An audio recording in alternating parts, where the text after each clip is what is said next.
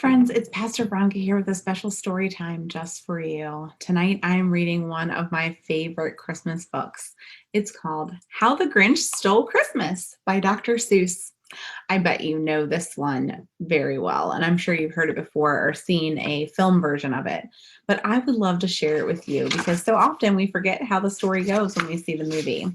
So let's hear the story of How the Grinch Stole Christmas by Dr. Seuss.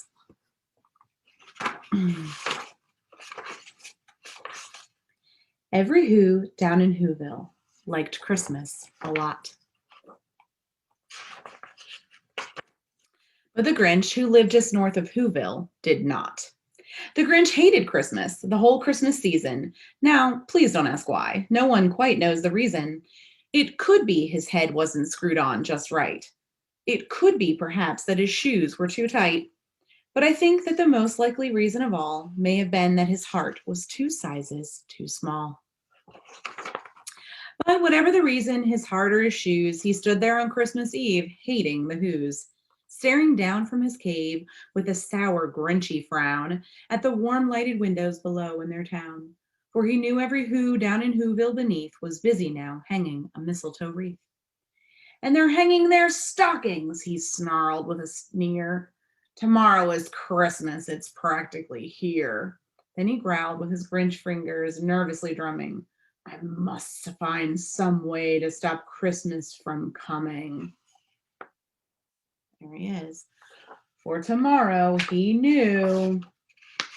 All the Who girls and boys would wake bright and early. They'd rush for their toys. And then, oh, the noise. Oh, the noise, noise, noise, noise. That's one thing he hated. The noise, noise, noise, noise.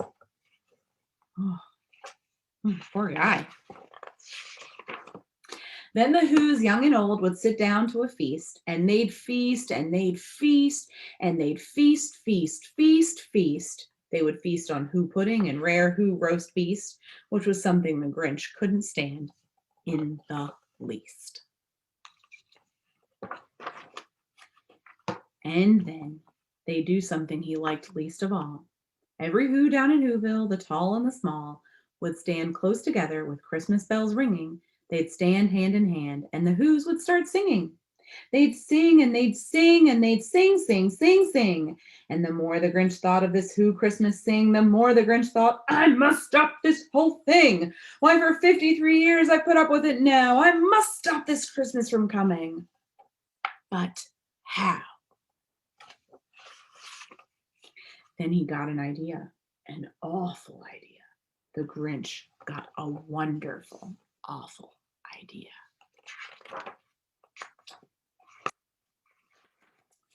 I know just what to do, the Grinch laughed in his throat, and he made a quick Santa Claus hat and a coat. And he chuckled and clucked, what a great Grinchy trick. With his coat and this hat, I look just like Saint Nick. All I need is a reindeer. The Grinch looked around, but since reindeer are scarce, there was none to be found. Did that stop the old Grinch? No, the Grinch simply said, if I can't find a reindeer, I'll make one instead. So he called his dog Max, then he took some red thread and he tied a big horn on top of his head. Look at that. Poor Max the dog, right? Then he loaded some bags and some empty old sacks on a ramshackle sleigh and he hitched up old Max. Then the Grinch said, giddy up, and the sleigh started down toward the homes where the Whos lay a snooze in their town. All right, let's see. All their windows were dark, quiet snow filled the air. All the Whos were all dreaming sweet dreams without care. When he came to the first little house on the square, this is stop number 1, the old Grinchy Claus hissed, and he climbed to the roof, empty bags in his fist. There we go. Let's see what happens. Then he slid down the chimney, a rather tight pinch. But if Santa could do it, then so could the Grinch. He got stuck only once for a moment or two. Then he stuck his head out of the fireplace flue, where the little Who stockings all hung in a row. These stockings, he's grinned, are the first things to go. Oh, okay. Then he slithered and slunk with a smile most unpleasant around the whole room, and he took every present, pop guns and bicycles, roller skates, drums, checkerboards, tricycles, popcorn, and plums.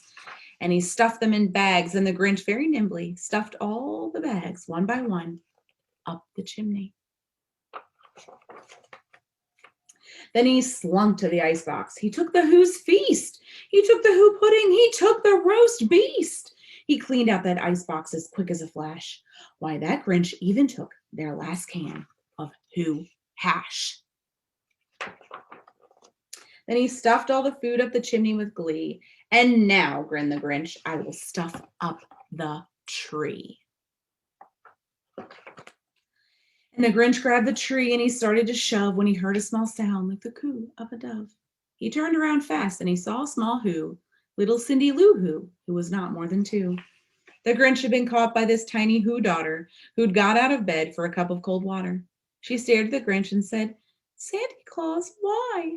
Why are you taking our Christmas tree? Why? But you know, that old Grinch was so smart and so slick. He thought up a lie, and he thought it up quick. Why, my sweet little tot, the fake Santa Claus lied. There's a light on this tree that won't light on one side. So I'm taking it home to my workshop, my dear. I'll fix it up there, then I'll bring it back here. And his fib fooled the child, and he patted her head, and he got her a drink, and he sent her to bed. And when Cindy Lou Who went to bed with her cup, he went to the chimney and stuffed the tree up. And the last thing he took was the log for their fire. Then he went up the chimney himself, the old liar. On their walls he left nothing but hooks and some wire. And the one speck of food that he left in the house was a crumb that was even too small for a mouse. Then he did the same thing to the other Who's houses, leaving crumbs much too small for the other Who's mouses. It was 1/4 dawn, and all the Who's still abed, all the Who's still a snooze when he packed up his sled. Packed it up with their presents, the ribbons, the wrappings, the tags and the tinsel, the trimmings, the trappings. Look at all that stuff. 3,000 feet up the side of Mount Crumpet, he rode with his load to the tip-top to dump it. Pooh, pooh to the Who's, he was grinchiously humming. They're finding out now that no Christmas is coming. They're just waking up. I know just what they'll do. Their mouths will hang open a minute or two. Then the Who's down in Whoville will all cry, boo-hoo. There he is. That's a noise, grinned the Grinch, that I simply must hear. So he paused, and the Grinch put his hand to his ear. And he did hear a sound rising over the snow. It started in low, and it started to grow. But the sound wasn't sad. Why, this sound sounded merry. It couldn't be so, but it was merry, very. He stared down at Whoville. The Grinch popped his eyes, then he shook. What he saw was a shocking surprise. Every Who down in Whoville, the tall and the small, was singing without any presents at all. He hadn't stopped Christmas from coming. It came. Somehow or other, it came just the same. And the Grinch, with his Grinch feet ice cold in the snow, stood puzzling and puzzling. How could it be so? It came without ribbons. It came without tags. It came without packages, boxes, or bags. And he puzzled 3 hours till his puzzler was sore. Then the Grinch thought of something he hadn't before. Maybe Christmas, he thought, doesn't come from a store. Maybe Christmas, perhaps, means a little bit more. And what happened then? Well, in Whoville, they say that the Grinch's small heart grew 3 sizes that day. And the minute his heart didn't feel quite so tight, he whizzed with his load through the bright morning light, and he brought back the toys and the food for the feast. And he himself, the Grinch, carved the roast beast. The end. What a great story that helps us remember what Christmas is all about. It's not about the trappings or the trees, although those things are lovely. It's not about having a fancy feast. It's not about the presents or any of that at all.